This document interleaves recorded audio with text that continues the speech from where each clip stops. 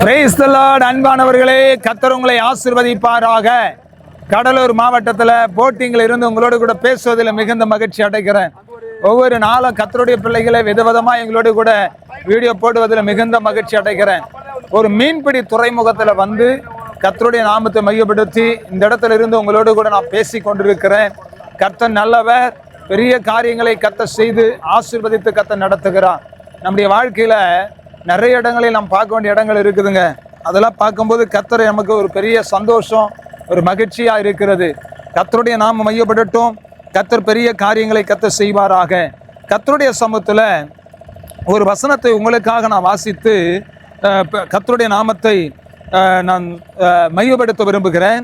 உபாகமம் 11ஆம் அதிகாரம் 7ஆம் வசனம். கர்த்தர் செய்த மகத்துவமான கிரியைகள் எல்லாம் உங்கள் கண்கள் அல்லவோ கண்டது. கர்த்தர் செய்த மகத்துவமான கிரியைகளை எல்லாம் உங்கள் கண்கள் அல்லவோ கண்டது. ஆண்டவர் செய்திருக்கிற மகத்துவங்களை விவரிக்க முடியாது. எத்தனையோ மகத்துவமான காரியங்களை கர்த்தர் செய்திருக்கிறார். பாருங்க, ஆதியாகமத்தில் நோவாவுக்கு ஆண்டவர் பேழையை கட்டும்படி கர்த்தர் செய்து அந்த ஆலோசனை கொடுத்து நடத்தினார். அந்த ஆலோசனையின்படி அநேக பேழைகள் உருவாக்கப்பட்டு இன்றைக்கி மீன் பிடிக்கிறவங்க, பல தொழில் செய்கிறவங்களெல்லாம் இந்த பேழைகளை கட்டி இதில் வந்து மீன் பிடிச்சு நமக்கு கொடுக்கிறார்கள். இப்படி அநேக காரியங்களை சொல்லி கொண்டே போகலாம்.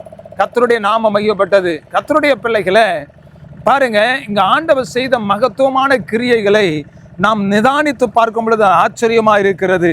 உங்கள் கண்கள் அல்லவோ கண்டது என்று வாசிக்கிறோம். நம்முடைய கண்கள் காணணுங்க கர்த்தர் கண்டு செய்திருக்கிற மகத்துவமான கிரியைகள். எத்தனையோ மகத்துவமான காரியங்களை கர்த்தர் செய்து ஆசீர்வதித்து நம்மை மகிழ பண்ணியிருக்கிறார். கர்த்தருடைய நாமத்துக்கு மகிமை உண்டாகட்டும்.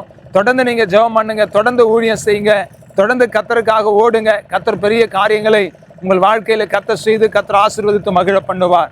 கர்த்தருடைய நாமம் மையப்படுவதாக. ஜெபிக்கலாமா? நல்ல பிதாவே, நீ செய்திருக்கிற மகத்துவமான கிரியைகளை நினைத்து உம்மை நாங்கள் துதிக்கிறோம், உம்மை ஸ்தோத்தரிக்கிறோம், உம்மை கனப்படுத்துகிறோம். ஆண்டவரே, நீர் எங்களை ஆசீர்வதித்து எங்களை கர்த்தர் கனப்படுத்தி நீ நடத்தும். உங்கள் நாமம் மையப்படட்டும். எங்களை ஆசீர்வதித்து கர்த்தர் மேன்மைப்படுத்துங்க. கர்த்தர் கூட இருந்து நடத்துங்க. ஆசீர்வதிங்க, பொறுப்படுங்க, மூடி மறைங்க. மகத்துவங்களை நினைத்து உம்மை துதிக்க உம்மை ஸ்தோத்தரிக்க கர்த்தர் உதவி செய்யும். ஆசீர்வதிய பொறுப்படும். இயேசுவின் நாமத்தினால் ஆசீர்வதித்து ஜெபிக்கிறோம் நல்ல பிதாவே. ஆமென், ஆமென், ஆமென். God bless you. கர்த்தர் உங்களை ஆசீர்வதிப்பாராக. ஆமென், ஆமென்.